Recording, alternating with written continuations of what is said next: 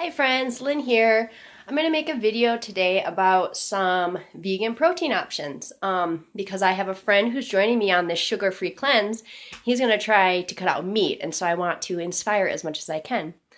As you know, I started going vegetarian in 2011, but it wasn't until 2014 that I had fully kicked the habit. So I appreciate that meat eating is a big part of our culture and something that takes time to change the body's physiological response or desire for meat. And then in January of this year, so just 9 months ago, I decided to go vegan, and I was really shocked at how easy it was after being vegetarian for that year or so. So anyway, I'm gonna cover a bunch of things that I eat. Typically what I do is maybe like twice a week, I'll put on Netflix and just spend a half a day in the kitchen just making a ton of different things, and then I'll mix and match throughout the week to make my meals. So I happened to do that just a couple days ago. So I'm just gonna kind of take through what's in my refrigerator and talk about what I might make with this kind of stuff. Here we go. All right, so first, of course, we have protein powders. This is what I eat for breakfast every day, pretty much as a smoothie. I have my chocolate one. This one's from Costco. I got a vegan they're all three of these are vegan. I got a fruit one, which is from Grocery Outlet, actually, and then this one's from the internet. Another thing that is considered, I guess, a breakfast food is these Odwalla protein bars are GMO-free. They're not organic, but they're GMO-free and also vegan. And these have 14 grams of protein per bar. And then this one has 21 grams. Where is this one? 16 grams. So these have tons of protein. I guess that's one thing I forgot to mention. As an athlete, in the past couple months, I've been actively trying to increase my muscle mass. So all of these that I'm showing you today are kind of featured as high protein things. Okay, so that is that. This I just discovered. It's this meat crumble. And the reason I'm highlighting it, so I actually didn't buy this. Somebody left this for me. And it's a pea protein, which is not soy. So this is why I got kind of excited. So something I'll make with something like this is a Mexican inspired. This is just that meat with, you can't really see it, and it probably doesn't even look good. It looks kind of like dog food, but really it's delicious. So let's get in there. It won't focus. But this is just onions, green pepper, red peppers, pepperoncinis, and this meat crumbles sauteed together. So that's kind of like part of a burrito. With that, I would add red lentils. Red lentils have about 9 grams of protein. These take about 20 minutes to make. And the texture of these, you can see, you could make a really good burger with this. So a lot of times I'll just take a layer of this and then a layer of this meat and put on some salsa and make like a burrito. But these can also, if you mix it with flax seeds, that's a really good joiner. You can make really good lentil burgers. And so I encourage everyone to just get creative and just take things and mix them together and see what happens. You know, you want to make a vegan burger, Google vegan burger, figure out what other people put into it, and then just see what you have and get creative with that. So lentils, very high in protein.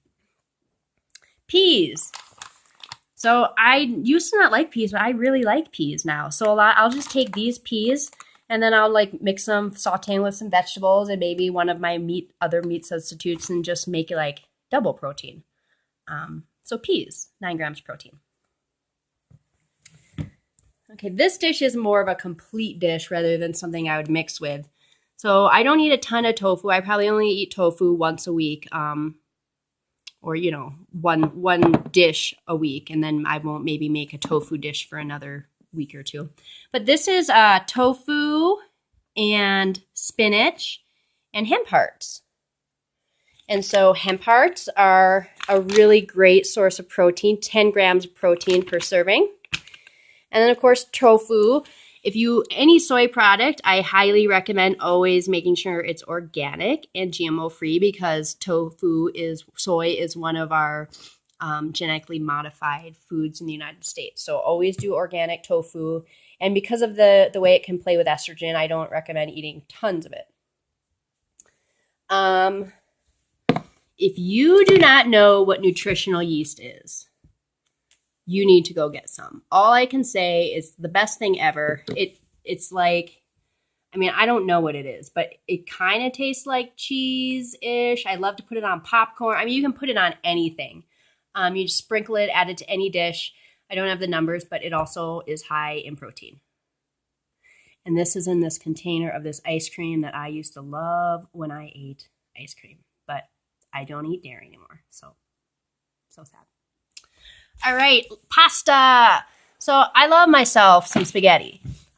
So I tried to get these high protein pasta. So chickpea pasta isn't the best. It has 11 grams of protein per serving. So actually that's quite good. But this lentil pasta has 24 grams per serving. Now this one I got at Costco.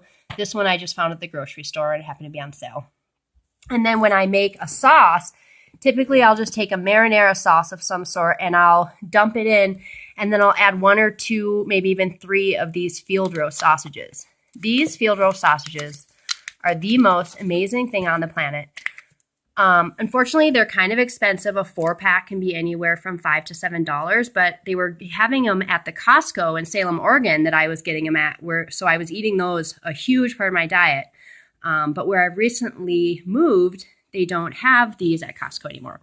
So I'm having to say goodbye to these field roast sausages, but I highly recommend these just to try to get a taste of how good vegan sausage can be, and then, get some ideas to make your own, which is going to take me to my next step.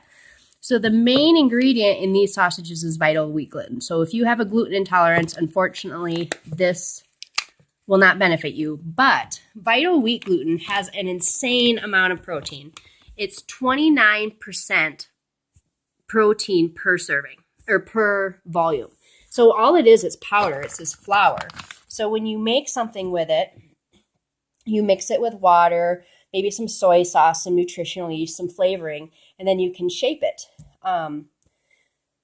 So the first time I did, I had really good luck, and then I tried to get creative and add some beans and onions and other things. And what happens when you add other things, it messes with the texture a little bit, and so it doesn't necessarily bind as well. So I'm going to show you this last batch I made, but just know that it didn't hold its shape as I wanted.